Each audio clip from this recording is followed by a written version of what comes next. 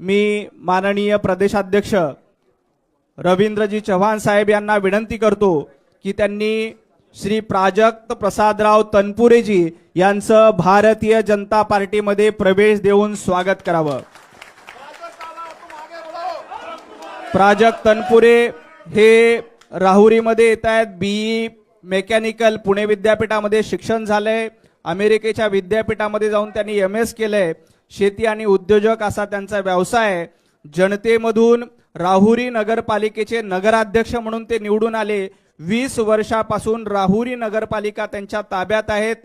2019 ला राहुरी विधानसभा मतदारसंघातून आमदार म्हणून देखील ते निवडून आले। महाविकास आघाडी सरकारमध्ये राज्यमंत्री होते।